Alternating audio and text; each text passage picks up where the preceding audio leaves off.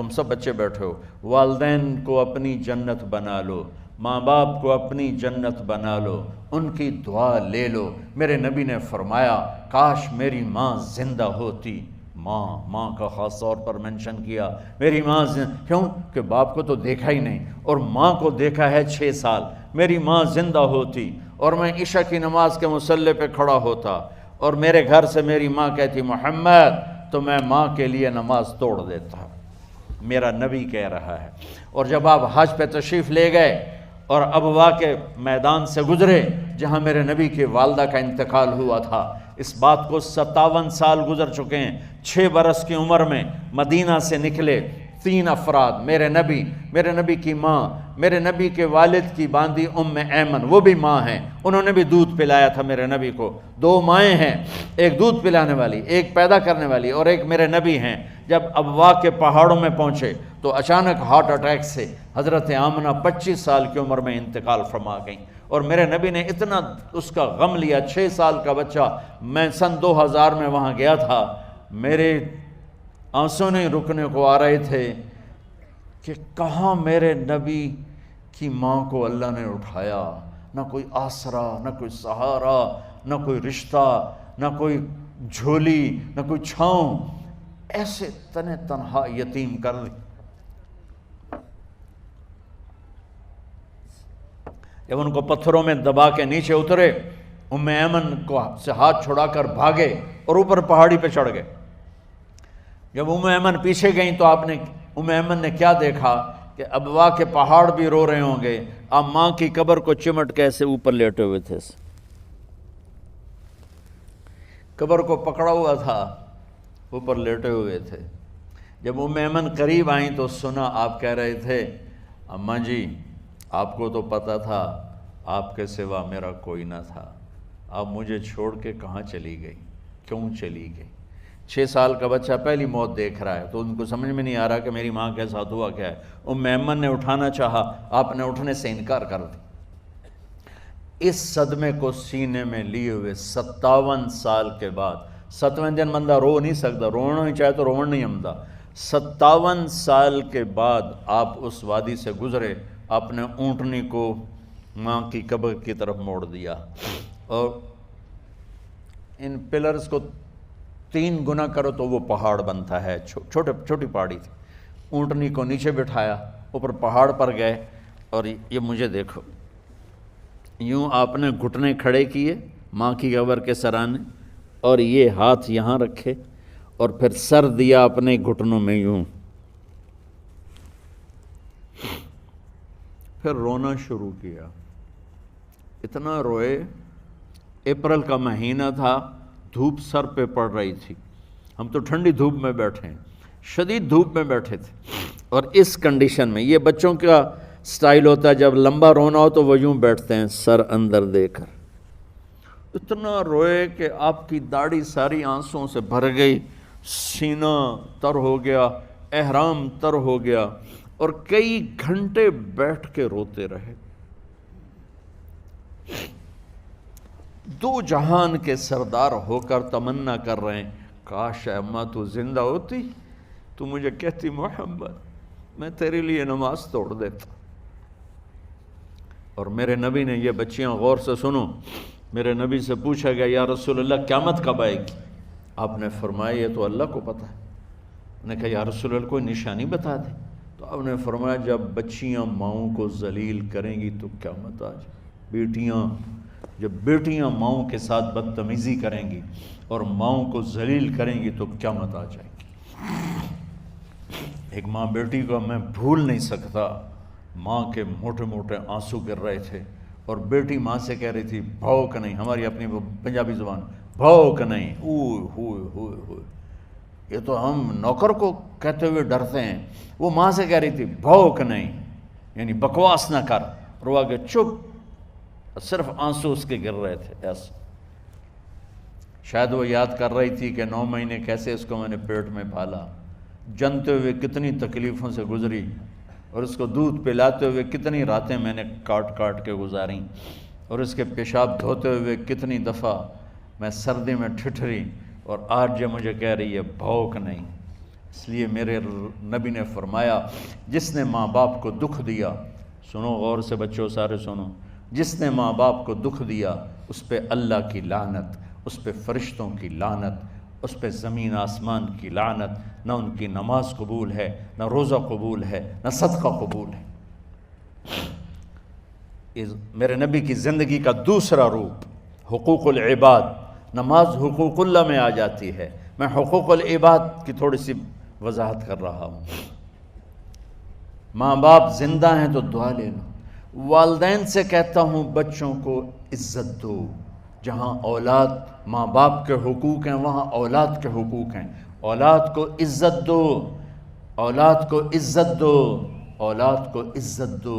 بہت سی اولاد کی نافرمانی کا ذریعہ ماں باپ بن رہے ہیں، سختی کر کے، زبردستی کر کے اور ٹھونس کر چیزیں نوکروں کی طرح سلوک کر کے۔ میرے نبی کے گھر میں جب بیٹی فاطمہ ملنے کے لیے آتی تھیں تو میرے نبی بیٹھے نہیں رہتے تھے، یا اب چیئر پہ بیٹھے ہوئے بی بی فاطمہ آ گئی، اب زمین پہ بیٹھے ہوئے ہیں بیٹی آ گئی، اب چارپائی پہ لیٹے ہوئے ہیں بیٹی آ گئی۔ میرے نبی کیا کرتے تھے؟ کھڑے ہو جاتے تھے، کھڑے ہو جاتے، ایک دم کھڑے ہو جاتے تھے، اور پھر کھڑے نہیں رہتے تھے، تیزی سے آگے بڑھتے تھے اور حضرت فاطمہ کا ہاتھ پکڑ لیتے تھے۔ یہ والدین غور سے سنو، حضرت فاطمہ کا ہاتھ پکڑ لیتے تھے اور ہاتھ پکڑ کے مجھے دیکھو یوں بوسہ لیتے تھے، بیٹی کا بوسہ لیتے تھے، پھر ہاتھ چھوڑتے نہیں تھے، ہاتھ پکڑے پکڑے لاتے لاتے لاتے ان کو چارپائی پر پہلے بٹھاتے تھے پھر خود بیٹھتے تھے۔ یہ باپ اور رسول ہو کر بیٹی کو یہ عزت دیتے تھے۔ پھر وہ جنت کی عورتوں کی سردار بنی، پھر وہ جنت کے سرداروں کی ماں بنی، پھر وہ اللہ کے شیر کی زوجہ بنی۔ تو والدین سے کہتا ہوں کہ اپنے بچوں کو عزت دو، عزت دو، عزت دو، عزت دو۔ پھر آپ سے زندگی کے بڑے فیصلے ہیں شادی۔ اب لوگ اکٹھے پڑھتے ہو لڑکے لڑکیاں، اپنی شادی کے فیصلے خود نہ کرو، اپنے ماں باپ کے حوالے کرو۔ اس میں شرافت بھی ہے، اس میں برکت بھی ہے، اس میں رحمت بھی ہے، اور اس میں والدین کی دعائیں بھی ہیں۔ کورٹ میرج کو ہوا نہ دو، boyfriend girlfriend culture ہمارا نہیں ہے۔ میرے نبی کے طریقے میں مرد اور عورت کا صرف نکاح سے تعلق ہے، اس کے علاوہ سب جہنم کی آگ ہے۔ اور والدین سے کہتا ہوں کہ اپنے بچوں سے پوچھ کے رشتے کرو، زبردستی مت کرو۔ میرا معاشرہ بہت سنگین قسم کے جرم کا شکار ہے، بچوں پہ مسلط کر دیتے ہیں، ایتھے ہی کرنی ہے، ایسے جٹائیں چی کرنی ہے، بٹائیں چی کرنی ہے، پتہ نہیں آئے کتوں ہیں جٹ بٹ۔ چلو تم ناراض نہ ہو، راجپوتائیں چی کرنی، میں راجپوت ہوں، میں اپنی قوم کو بھی رگڑ دیتا ہوں، راجپوتائیں چی کرنی، اگاں کرنی ہی کوئی نہیں۔ یہ ظلم و ستم اولاد پہ مت کرو، اپنی بچی سے پوچھو، اگر بیٹی ہاں کرے تو پھر قدم اٹھاؤ، اگر بیٹی کہہ دے میں نہیں کرنا چاہتی تو وہ نافرمان نہیں ہے۔ اللہ کے واسطے میری سنو، صرف تم نہیں سن رہے ہو، اس کیمرے سے لاکھوں کروڑوں لوگ سن رہے ہیں۔ اگر بیٹا یوں کہہ دے کہ ابا میں نے یہاں شادی نہیں کرنی، میرا جی نہیں چاہتا ہے، تو وہ بیٹا نافرمان نہیں ہے، فرما بردار ہے، اس نے شریعت کا حق استعمال کیا ہے۔ اب ایسا ظلم مت کرو کہ نہیں اتھے ہی کرنی ہے، اتھے گھروں نکل جا۔ زندگی تم نے تو نہیں گزارنی، زندگی تو بچے نے گزارنی۔ میں قربان جاؤں، ایک حدیث سنو پہلے پھر اگلی بات سناتا ہوں۔ ما تزوجت وما زوجت الا بوحی من السماء نزل به جبریل۔ لوگو سنو، میں نے جہاں شادی کی، میں نے جہاں بیٹی کی شادی کی، پہلے آسمان سے جبریل فرشتہ اللہ کا حکم لے کر آیا، پھر میں نے قدم اٹھایا۔ سمجھ گئے میری یہ بات؟ سمجھ گئے سارے؟ اب اگلی سنو۔ حضرت علی فاطمہ کا رشتہ لینے آ گئے اور جبریل ان سے پہلے آ گیا کہ یا رسول اللہ فاطمہ علی کے لیے ہے۔ باپ محمد مصطفیٰ جیسا ہے، رشتہ مانگنے والا علی جیسا ہے، اور بیٹی فاطمہ جیسی ہے۔ اور آپ پوچھتے ہیں علی کیسے آئے؟ وہ شرم کی وجہ سے کچھ کہہ نہ سکے، چپ۔ آپ کو تو پتہ تھا، آپ نے فرمایا فاطمہ کے رشتے کے لیے آئے ہو؟ کہا جی۔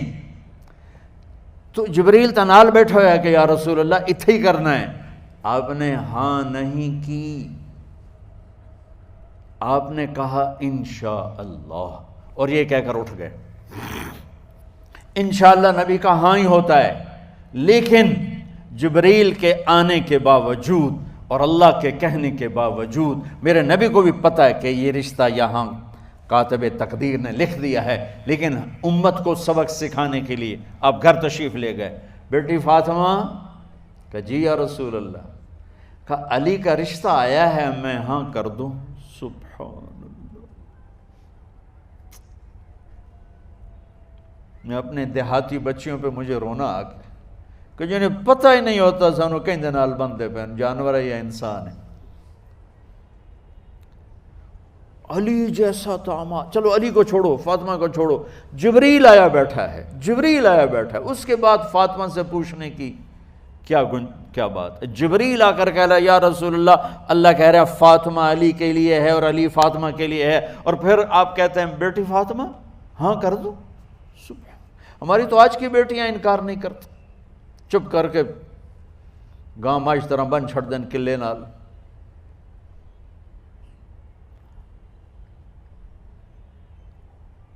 کوئی ان کے اندر کے جذبات کو سننے والا کوئی نہیں ہوتا، اپنی انانیت پر یہ فیصلے کرتے ہیں، اور میرا نبی کہہ رہا بیٹی ہاں کر دو۔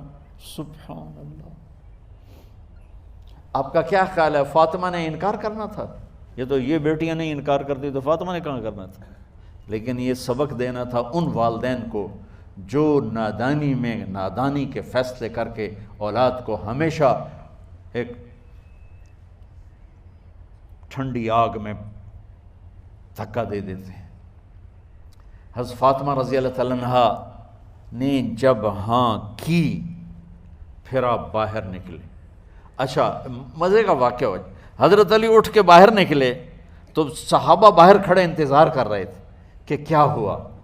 حضرت علی کو بھیجنے والے تھے عبد الرحمن بن عوف، پہلے ابو بکر گئے تو آپ نے انکار کر دیا، عمر گئے رشتہ مانگا، آپ نے انکار کر دیا۔ عبد الرحمن بن عوف نے علی سے کہا آپ جائیں، آپ کا رشتہ رد نہیں ہوگا۔ کہنے لگے میرا تو ذاتی گھر بھی کوئی نہیں، مجھے کہاں سے رشتہ ملے گا، میں تو بالکل غریب ہوں۔ کہا نہیں تم جاؤ۔ تو واپس آتے انہوں نے عبد الرحمن بن عوف پہ چڑھائی کر دی، ویکھیا ہے نا تو مینوں گلے آئی، انکار ہو گیا۔ تو صحابہ نے پوچھا کیا ہوا؟ کہا کچھ کہا ہی نہیں، چپ کر کے اٹھ گئے۔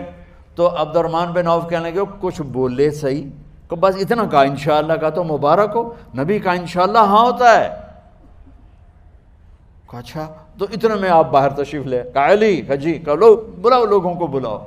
ساری مسجد بھر گئی، آپ کی ساری مسجد فل ہو گئی۔ آپ ممبر پہ کھڑے ہوئے علی کو سامنے بٹھایا، کہا لوگو یہ جبریل میرے پاس اللہ کا پیغام لائے ہیں کہ میں فاطمہ بنت محمد کا نکاح علی کے بن ابی طالب کے ساتھ کر دوں۔ پھر آپ نے خطبہ پڑھا اور کہا کہ علی، ہائے ہائے ہائے، میں نے فاطمہ بنت محمد کو 400 درہم مہر کے عوض تیرے نکاح میں دیا، تو نے قبول کیا؟ حضرت علی نے زور سے نعرہ لگایا میں نے قبول کیا، اور سجدے میں چلے گئے، اللہ کا شکر کا سجدہ ادا کیا۔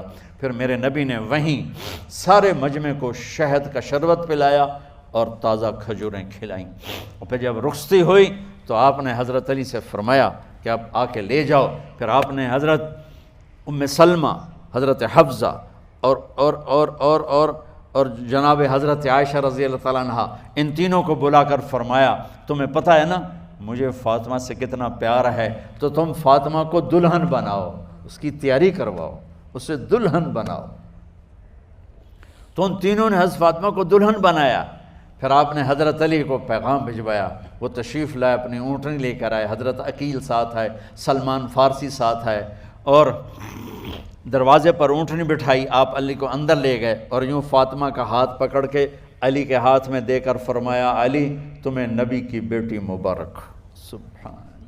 پھر آپ نے کہا میری بیٹی فاطمہ، مجھے اپنے خاندان میں جو سب سے زیادہ محبوب تھا میں نے تیرا ہاتھ اس کے ہاتھ میں دے دیا ہے۔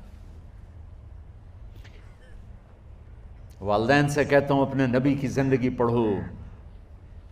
میرا درد ہے کہ ہماری ثقافت میں اسلام داخل نہیں ہوا، ہمارے عبادت میں اسلام آ گیا، بہت سارا مجمع مرد عورتوں کا نمازی ہے، حاجی ہے، عمرے کرتے ہیں، لیکن ثقافت میں نبوت کی جھلک دکھائی دے، ثقافت میں اللہ کا نبی دکھائی دے، وہ نہیں ہے۔ زندگی بیت گئی اس انتظار میں، مدت سے لگ رہی تھی لب بام ٹک ٹکی، تھک تھک کے گر گئی نگہ انتظار آج، پتہ نہیں کب صبح ہوگی۔ چلو کہتے تو جائیں مجھے ہے اگرچہ بت ہیں جماعت کی آستینوں میں، مجھے ہے حکم اذان لا الہ الا اللہ۔ والدین کے ذمہ ہے اولاد کو عزت دینا، ان کے سب سے بڑی خواہش میں ان کا احترام کرنا کہ زندگی انہوں نے گزارنی ہے، اور آپ کے ذمہ ہے والدین کے آگے سر جھکا دینا۔ اللہ کے واسطے کورٹ میرجز اور خفیہ شادیاں یہ نہ ہماری ثقافت ہے نہ یہ انسانیت ہے۔ ہمیشہ دکھ دردوں میں زندگی گزرتی ہے کہ اصل زندگی تو موت کے بعد آنے والی ہے۔ تو والدین پڑھیں شریعت کو، اولاد بھی پڑھے اپنے نبی کی زندگی کو۔ ایک شخص حضرت عمر کے پاس آیا ایک بیٹے کو لے کر، کہا امیر المومنین یہ میرا بیٹا بڑا نافرمان ہے اور مجھے بہت تنگ کرتا ہے۔ حضرت عمر کے پاس لاٹھی ہوتی تو انہوں نے یوں اٹھائی، وہ کہنے لگا حضور معافی دیا جائے، ایک میری گل سن لو۔ آپ نے فرمایا کیا؟ کہنے لگا ماں پیو دے بڑے حق ہیں، بالکل ٹھیک ہے، پر کوئی ساڈا حق بھی ہے ماں پیو تے؟ آپ نے کہا ہاں۔ آپ نے کہا ہاں۔ کہنے لگے ذرا وہ بتا دیں۔ کہا پہلا حق ہے اچھی ماں تلاش کرے، نیک عورت تلاش کرے۔ دوسرا حق یہ ہے نام اچھا رکھے۔ تیسرا حق یہ ہے اس کو قرآن کی تعلیم دے۔ کہا جی پھر سن لو حضرت جی، میرے پیو کو پوچھو اس حبشی عورت نال شادی کر کے مینوں حبشی ماں دیتی، انہوں کوئی عرب ماں ہی نہیں لتی۔ میرا پہلا حق اس مارے ہے۔ دوسرا سن لو، اس نے میرا نام جولان رکھا ہے، جولان گندگی کے کیڑے کو کہتے کہ اس نے میرا نام جولان رکھا ہے۔ اور تری سن لو، اس آج تے مینوں قرآن دی شکل نہیں وکھائی۔ حضرت عمر ہوئی سوٹا وہ دے سر تے پھیر دے کہ پہلے تیری مالش کراں پھر ایدی کر سکتا۔ تو آج کے والدین بھی اپنی اولاد کے بارے میں بہت بہت بہت غافل ہیں، اور اولاد کا بھی حال یہی ہے، چونکہ ماں کیا ہے، باپ کیا ہے، اولاد کیا ہے، یہ شریعت، یہ قرآن بتاتا ہے، یہ میرے نبی کی زندگی بتاتی ہے۔